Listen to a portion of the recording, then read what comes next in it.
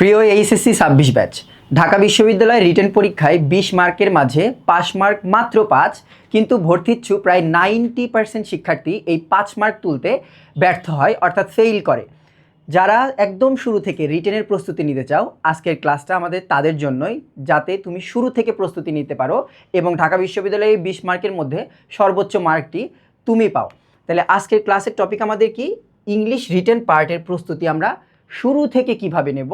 যাদের হয়তো অনেকের রিটেন পরীক্ষায় নিয়ে অনেক বেশি চিন্তা থাকে যে ঢাকা ইউনিভার্সিটির আমি বা খুলনা ইউনিভার্সিটির আমি এমসিকিউ পাস করেছি, এবার রিটেনের যে পরীক্ষা এই অংশটা আমি কিভাবে পাস করব।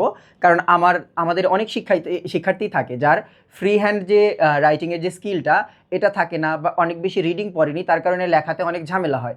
তো শিক্ষার্থীদের কিন্তু এই জায়গাটাতে অনেক বেশি সমস্যা থাকে। তাহলে আজকের ক্লাসে আমরা এই জিনিসটা পুরোপুরি দেখব। এর আগে আমরা প্রথমে দেখে নেব বিগত বছরে রিটেনের প্রশ্নটা আসলে কেমন ছিল। কারণ তুমি যে এই মুহূর্ত থেকে রিটেনের প্রস্তুতি শুরু দিবা, তা কোন টপিক থেকে, কোন টপিকগুলো তুমি প্র্যাকটিস করবা? তুমি কি কম্পোজিশন পড়বা, না প্যারাগ্রাফ, নাকি এক্সপ্লানেশন, নাকি কমপ্লিটিং স্টোরি? তোমাকে তো ফর্ম জানতে হবে যে এই ফর্মে পরীক্ষায় প্রশ্ন হয়, আমি এই জিনিসগুলোই পড়ব। তাহলে দেখি আমরা বিগত বছরের রিটেনের প্রশ্ন। আমরা মূলত দুইটা ভার্সিটি দেখব, একটা রাজশাহী ইউনিভার্সিটি আর একটা খুলনা ইউনিভার্সিটি। এবং ঢাকা ইউনিভার্সিটিতে অবশ্যই, রাজশাহী ইউনিভার্সিটিটা আসলে দেখানো সম্ভব না, কারণ ওরা প্রশ্ন ফাঁস করে না, ওদের যে রিটেনের প্রশ্ন ওটা ফাঁস করে না। তাহলে আমরা প্রথমে দেখব কোনটা? প্রথমে দেখব ঢাকা ইউনিভার্সিটি। দেখো, প্রথমে যে টপিকটা আসবে সেটা হচ্ছে প্যারাগ্রাফ, অর্থাৎ ঢাকা ইউনিভার্সিটির রিটেন পার্টে তুমি প্রথমেই যে জিনিসটা পাবা সেটা হচ্ছে প্যারাগ্রাফ। এখানে প্রথম দেখো, এখানে প্যারাগ্রাফ আসছে, এটা হচ্ছে 24-25 সেশনের, এই জায়গাতেও একটা প্যারাগ্রাফ এসেছে। তারপরে দেখো 23-24, এখানেও প্যারাগ্রাফ এসেছে। অর্থাৎ প্যারাগ্রাফ জিনিসটা কিন্তু মাস্ট তোমার 10 মার্কের একটা থাকছে। এখন বিষয় হলো যে প্যারাগ্রাফ জিনিসটা আসলে আসছে কোন জায়গা থেকে, তোমাকে সেটা দেখতে হবে। এই জিনিসটা দেখো, শেয়ার্ড, এটা 25-26, অর্থাৎ তোমাদের একদম ইমিডিয়েট সিনিয়র যারা, ওদের পরীক্ষায় এটা এসেছিল। Shared parental responsibilities in family life. তুমি বোর্ড বইয়ের বা ইএফটি, ইংলিশ ফর টুডে বইয়ের কোনো একটা চ্যাপ্টারের সাথে কি এই লেখাটার মিল পাও? অবশ্যই যারা ইএফটিটা ভালো করে পড়েছে তাদের এতক্ষণে বুঝে ফেলার কথা যে এটা মূলত হচ্ছে আমাদের ফ্যামিলি অ্যান্ড রিলেশনশিপ যে চ্যাপ্টারটা আছে, ওই চ্যাপ্টারের একটা টপিক থেকে এই প্রশ্নটা কিন্তু এসেছে। এরপরে আমরা যাব 24-25 সেশনে। দেখো এবার কি এসেছে, how education can enlighten one's life. এটা কোন চ্যাপ্টার থেকে এসেছে? এডুকেশন অ্যান্ড লাইফ চ্যাপ্টার থেকে কিন্তু এসেছে। অর্থাৎ এডুকেশন অ্যান্ড লাইফ চ্যাপ্টারে কিন্তু বলা আছে এই ধরনের কথাবার্তা, যে আমাদের জীবনে কিভাবে এই জিনিসটা প্রভাবিত করে। তাহলে ওই জায়গা থেকে আমাদের কিন্তু প্যারাগ্রাফটা নিয়েছে যিনি প্রশ্ন করেছেন। এরপরে দেখো 23-24-এর প্যারাগ্রাফটা দেখো, the importance of good manners. এটা ইটিকেট নেটিকেট নামে একটা হচ্ছে পার্ট ছিল বোর্ড বইয়ে, আমাদের সময়ও ছিল না, আমি 24-25 সেশনে, তোমাদের সময়ও হয়তো না থাকার সম্ভাবনাই বেশি। এটাও বোর্ড বই থেকে নিয়েছিল। তাহলে এখন বিষয় হলো প্যারাগ্রাফের প্রস্তুতি তুমি কোন জায়গা থেকে নিবে। তাহলে 1 নাম্বার টপিক আমাদের হচ্ছে ঢাকা ইউনিভার্সিটির জন্য প্যারাগ্রাফ। তাহলে প্যারাগ্রাফের এই টপিকগুলো কোন জায়গা থেকে আসছে? এটা হচ্ছে ইএফটি থেকে। ইএফটি মানে তোমার ইংলিশ ফর টুডে বই থেকে। তাহলে এই বইয়ে তোমার কিন্তু অনেকগুলো চ্যাপ্টার আছে, যেমন ধরো ফোক মিউজিক চ্যাপ্টার আছে, হিউম্যান রাইটস চ্যাপ্টার আছে, তারপরে হচ্ছে ট্যুরিজম, ইকো ট্যুরিজমের যে একটা পার্ট আছে। তাহলে তোমাকে প্রত্যেকটা চ্যাপ্টারের প্রত্যেকটা লেসনের একটা করে কিন্তু আলাদা আলাদা টপিক আছে। যেমন আমাদের বইয়ে কিন্তু একটা টপিক আছে কি, কনজিউমারিজম, অর্থাৎ আমরা কিভাবে ভোগ করি বা স্পেন্ডিং কিভাবে খরচ করি। তাহলে তোমাকে কনজিউমারিজম বা স্পেন্ডিং থেকে একটা প্যারাগ্রাফ দিতে পারে। অর্থাৎ মূল যে বিষয়টা, প্যারাগ্রাফের টপিক কোন জায়গা থেকে আসবে? ইএফটি, অর্থাৎ তোমার ইংলিশ ফর টুডে বইয়ের ইউনিট এবং লেসন ভিত্তিক তোমাকে প্যারাগ্রাফের প্রিপারেশন নিতে হবে। এরপরে দেখো রিসেন্ট টপিক, এইটাও ঢাবিতে এসেছিল একবার, সেটা হচ্ছে কোভিড-19, অর্থাৎ কোভিডের পরপর যখন পরীক্ষাটা হয়েছিল ওই সময়ে একটা প্যারাগ্রাফ এসেছিল কোভিড-19। তাহলে ওই কোভিড-19টা কিন্তু তোমার বোর্ড বইয়ে কিন্তু ছিল না, বোর্ড বইয়ে কিন্তু কোভিড-19টা ছিল না। তাহলে কোন জায়গা থেকে এসেছে? ওইটা হচ্ছে এসেছে রিসেন্ট টপিক থেকে, অর্থাৎ সাম্প্রতিক। যেমন আমরা যদি এখন বলি যে তোমরা যারা আছো তোমাদের জন্য সাম্প্রতিক কি হতে পারে, এখন ধরো তেমন কোনো প্রজেক্ট নাই, আগে পদ্মা সেতু বা আমরা মনে করতাম যে মেট্রো রেল এই টাইপের জিনিস আসবে, বাট এখন কিন্তু ওই ধরনের কোনো উন্নয়ন প্রজেক্ট কিন্তু নেই।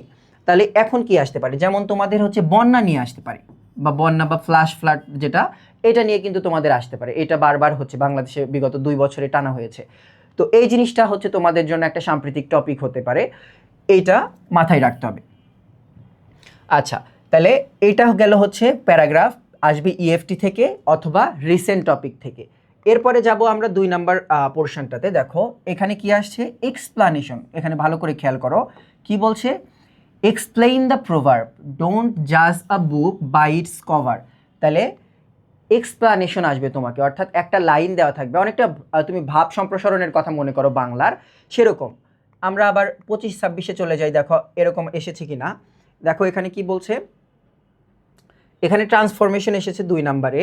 3 নাম্বারে দেখো রাইট দ্য মিনিংফুল সেন্টেন্সেস, মানে 25-26 সেশনে কিন্তু প্যাটার্ন চেঞ্জ করে দিয়েছে, এক্সপ্লানেশন আসেনি। এবার আমরা দেখব 23-24। এখানে দেখো explain the proverb, there where there is a will there is a way. তাহলে 23-24-এ এসেছে, 24-25-এ এসেছে এক্সপ্লানেশন, কিন্তু 25-26-এ কিন্তু আসেনি। তাইলে প্যাটার্ন পরিবর্তন হতে পারে, কিন্তু আমাদের সাবধানতার ক্ষেত্রে কি পড়তে হবে, এক্সপ্লানেশনটা পড়তে হবে। তাহলে পরবর্তী টপিক কোনটা, এটা হচ্ছে আমাদের এক্সপ্লানেশন। আমাদের নেক্সট টপিক হচ্ছে এক্সপ্লানেশন। এখন এক্সপ্লানেশন কোন জায়গা থেকে আসবে, এক্সপ্লানেশন সবচেয়ে কমন যেটা আসে সেটা তোমরা অ্যাডমিশনে প্রভার্ব পড়বা, আলাদা করে প্রভার্ব মুখস্থ করতে হয়। ওই প্রভার্বগুলোই তোমাকে একটু বিস্তারিত লিখতে জানতে হবে, যে কিভাবে ওটা ভাব সম্প্রসারণের মতো করে ইংলিশেই বড় করে লিখতে হয়। তাহলে প্রভার্ব হচ্ছে আসার সম্ভাবনা সবচেয়ে বেশি। এছাড়া এক্সপ্লানেশন পার্টে কি আসতে পারে, জেনারেল স্টেটমেন্ট আসতে পারে। জেনারেল স্টেটমেন্ট মানে যে কোনো একটা সাধারণ লাইন দিয়ে দিল, অর্থাৎ আমরা সচরাচর ডেইলি ইউজ করি এরকম একটা কোনো লাইন দিয়ে বলবে এই লাইনটাকে কি করো, এক্সপ্লেইন করো। অথবা প্রভার্ব আসবে বা বাগধারা টাইপের কথা এসে সেই জায়গা থেকে আমাদের বলবে সেইটা এক্সপ্লেইন করতে। তাহলে এটা গেল আমাদের এক্সপ্লানেশন টপিক।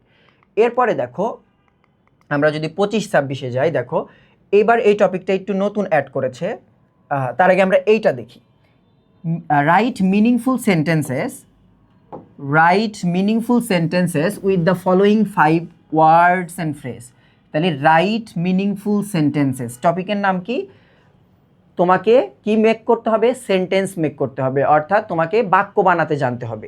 কি দিয়ে, ওয়ার্ড দিয়ে অথবা ফ্রেজ দিয়ে। এখানে ওয়ার্ডগুলো খেয়াল করো, ফ্র্যাডুলেন্ট, ইনকমপ্লেন্স উইথ, মেটিকুলাস, ফর্টিটিউড, কোয়ালিটা, ডে।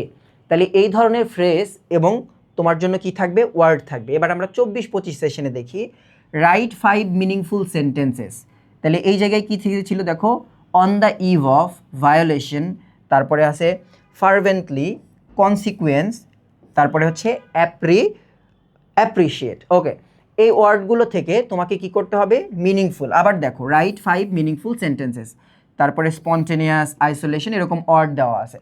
তাহলে তোমার আর একটা টপিক কি, এটা হচ্ছে সেন্টেন্স মেকিং, অর্থাৎ তোমাকে গ্রামার ঠিক রেখে, স্পেলিং ঠিক রেখে একটা পূর্ণাঙ্গ সেন্টেন্স তোমাকে কি করতে জানতে হবে, তৈরি করতে পারতে হবে ওই জায়গায় যে ওয়ার্ড দিবে। এখন এই ক্ষেত্রে কি কি থাকবে, ভোকাবুলারি থাকবে।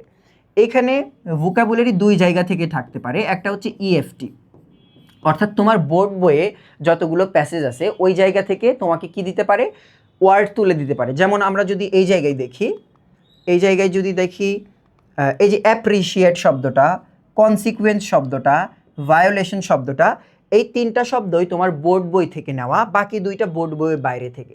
আবার যদি এখানে আসি, স্পন্টেনিয়াস শব্দটা বোর্ড বই থেকে নেওয়া, আইসোলেশন, তারপরে হচ্ছে অ্যাডিকুয়েট, তারপরে টলারেন্স, খুঁজলে হয়তো রিসোর্সফুলটাও আমরা পেয়ে যাব। অর্থাৎ 4টা প্রশ্ন, 4টা ওয়ার্ডই কিন্তু ইএফটি থেকে নিয়েছে। অর্থাৎ তাহলে আমরা বলতে পারি যে সেন্টেন্স মেকিংয়ে তোমার ভোকাবুলারি এবং ফ্রেজেস আসবে, তার মধ্যে ভোকাবুলারিগুলো কোন জায়গা থেকে আসবে, ইএফটি, এবং ফ্রেজেসগুলো নর্মাল যে ইডিয়ামস ফ্রেজ পড়ি আমরা ওই জায়গা থেকে আসবে। তাহলে এই গেল 3টা টপিক, প্যারাগ্রাফ, সেন্টেন্স মেকিং আর হচ্ছে এক্সপ্লানেশন। এগুলোর শুরু থেকে তোমার কী নিতে হবে, প্রস্তুতি। আমরা এর পরের টপিকে যাব। দেখো এরপরে কি আসছে, দেখো এটা এসেছে হচ্ছে তোমাদের 25-26 সেশনের ট্রান্সফরমেশন। আমরা কিন্তু ট্রান্সফরমেশন করে থাকি, নেগেটিভ থেকে অ্যাফার্মেটিভ, অ্যাফার্মেটিভ থেকে এক্সক্লামেটরি, ইন্টারোগেটিভ, অর্থাৎ এই জিনিসগুলো করে থাকি, বা সিম্পল থেকে কমপ্লেক্স, কম্পাউন্ড থেকে কম্পাউন্ড। এই তোমার ট্রান্সফর্ম এসেছে, দেখো transform the following sentences as directed, যেভাবে বলা আছে সেইভাবে তোমাকে ট্রান্সফর্ম করতে হবে। দেখো এখানে কি বলেছে, নেগেটিভ করতে বলা হয়েছে একটা সেন্টেন্সকে, একটাকে বলা হয়েছে ইন্ট্রোগেটিভ, একটাকে বলা হয়েছে প্যাসিভ, আর একটাকে বলা হয়েছে দেখো ইনডিরেক্ট। তাহলে আমরা কোন কোন টপিক পাচ্ছি একটার মাঝে, দেখো এখানে আমাদের ট্রান্সফরমেশন টপিকটা তাহলে এসেছে 25-26 সেশনে, বিগত সালে আসেনি। তাহলে ট্রান্সফরমেশনের জন্য আমাদের কি কি পড়তে হবে? গ্রামারের টপিকগুলোই কিন্তু। সেন্টেন্স ভালো করে পড়তে হবে, অর্থাৎ তোমাকে যে আমাদের প্রথম ক্লাসটায়, আমাদের স্কুল অফ এক্সিলেন্সের প্রথম যে গ্রামার ক্লাসটা যায় সেটা হচ্ছে সেন্টেন্সের, কারণ একজন শিক্ষার্থীর বেসিক সেন্টেন্সের যদি ধারণা না থাকে অন্যগুলো সে বুঝতে পারে না। তো প্রথমেই যেটা পড়বো আমরা ওই জায়গা থেকেই আমাদের রিটেনে আসবে। আমরা পড়বো গ্রামার, বাট রিটেনেও কাজে লাগবে। তাহলে সেন্টেন্সের মাঝে বলে দিলাম কি কি ছিল, অ্যাফার্মেটিভ, নেগেটিভ, ইন্টারোগেটিভ, বা হতে পারে সিম্পল, কমপ্লেক্স, কম্পাউন্ডটাও আসতে পারে। এরপরে ভয়েস আসতে পারে, তোমাকে ভয়েসে হচ্ছে কি বলে, প্যাসিভ থেকে তোমাকে অ্যাক্টিভ করতে বলতে পারে, বা অ্যাক্টিভ থেকে প্যাসিভ। এরপরে ডিগ্রি আসতে পারে, পজিটিভ, কম্পারেটিভ, সুপারলেটিভ। এরপরে কি আসতে পারে? ন্যারেশন আসতে পারে।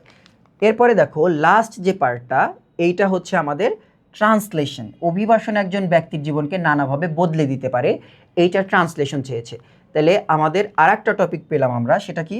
সেটা হচ্ছে আমরা এখানে যাই, আমাদের 6 নাম্বার টপিক, সেটা হচ্ছে ট্রান্সলেশন। এটা হচ্ছে ট্রান্সলেশন। তাহলে ট্রান্সলেশন থেকেও কি আসতে পারে? পরীক্ষায় তোমার প্রশ্ন দিতে পারে। তাহলে ট্রান্সলেশন গেল আমাদের একটা টপিক। এরপরে লাস্ট যেটা দেখো পড়তে হয়, অর্থাৎ বিগত সালে খুব একটা আসেনি, কিন্তু তারপরেও আমরা তোমাদের পড়াবো এরকম টপিকের মধ্যে বেশ কয়েকটা আছে, এবং গুরুত্বপূর্ণ একটা হচ্ছে কমপ্লিটিং স্টোরি। আর রেফারেন্স টু দ্য কনটেক্সট হয়তো আমরা তোমাদের পড়াতে পারি, কারণ এটা এখন পর্যন্ত আসেনি, যদিও এটা অ্যাডভান্স লেভেলের পড়াশোনা, এটা আসলে ডিসাইড করা হবে পরে।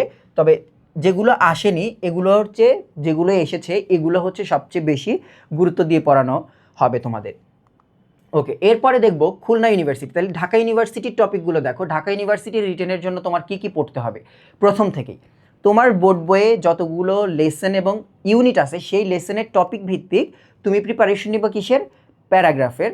তারপরে তুমি আর একটা জিনিস করতে পারো, তুমি একটা ডায়েরি মেনটেন করতে পারো। সেই ডায়েরিতে তুমি ডেইলি লাইফ লিখবা, অর্থাৎ প্রতিদিন সারাদিন কী পড়লা, কী করলা। তাইলে তোমার রিসেন্ট টপিক বা তোমার যে ফ্রি হ্যান্ড রাইটিংয়ের স্কিলটা এটা বাড়বে।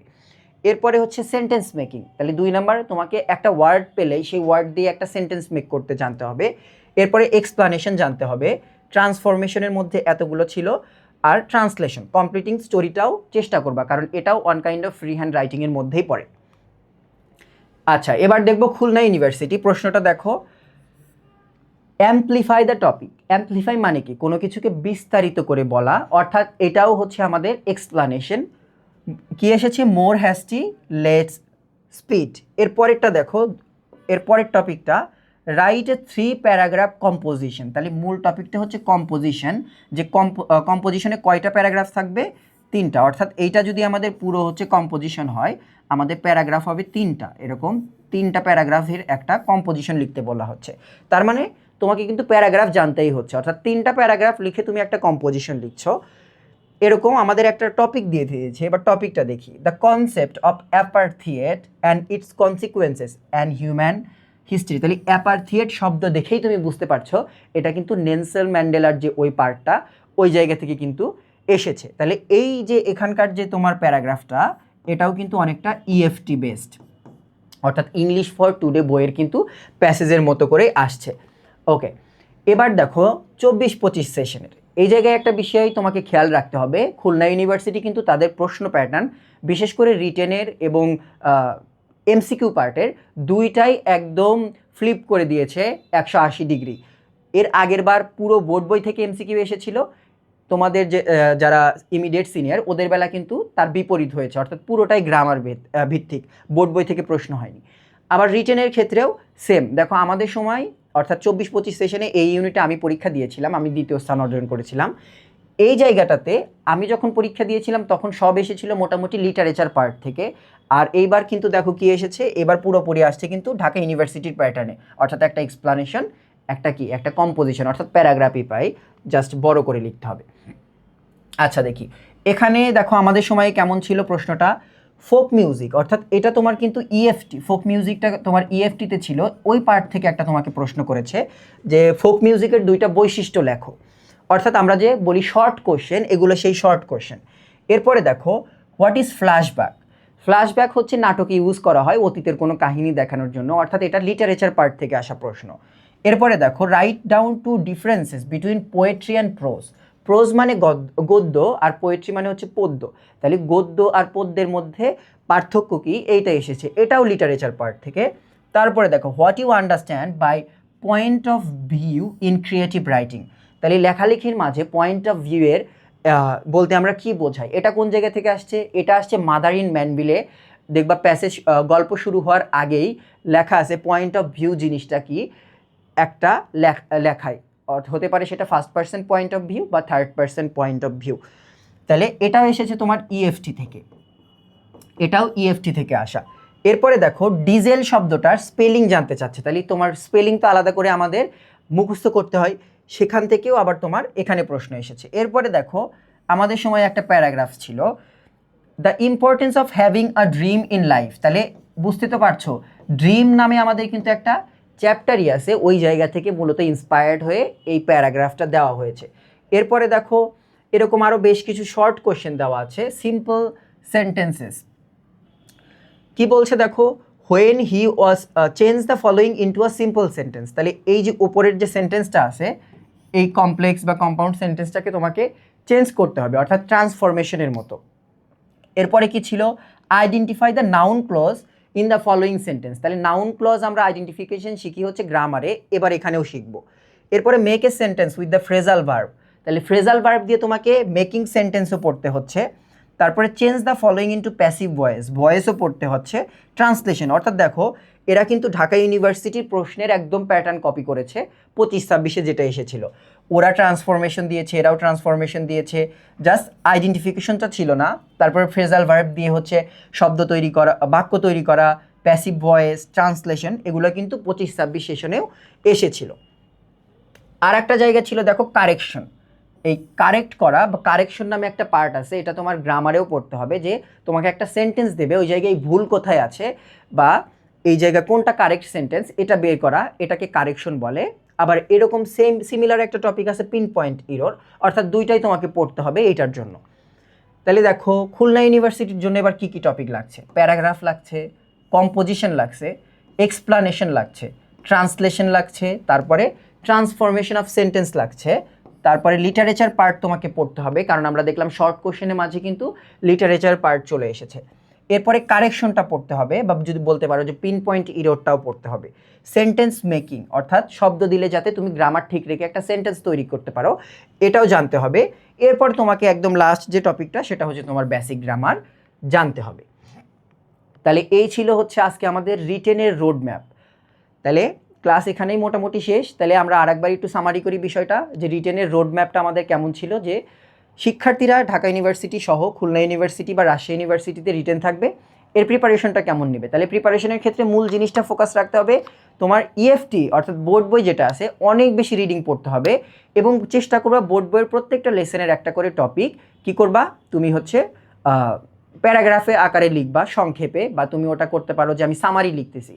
এখন তুমি যে টিচারের কাছে তুমি অ্যাডমিশনে পড়বে সেই টিচারকে তুমি এই খাতা দেখাবে, নিয়মিত তোমার খাতা মূল্যায়ন করে উনিই তোমাকে ভুল বের করে দিবে তোমার রিটেন থেকে, যে কোন কোন পার্টে ভুল, তোমার কোন কোন পার্টে কাজ করা উচিত। তাহলে শিক্ষার্থীরা নিয়মিত লিটারেচার পার্ট পড়বে, ইএফটি বই পড়বে এবং সেখান থেকে নিয়মিত লিখবে, গ্রামার পার্টের বেসিক বিষয় জানবে, তাহলেই মোটামুটি তার রিটেনের জন্য একটা ভালো প্রিপারেশন ইনশাল্লাহ হয়ে যাবে। তাহলে আজকের মতো এখানেই ক্লাস শেষ করছি। আল্লাহ হাফেজ।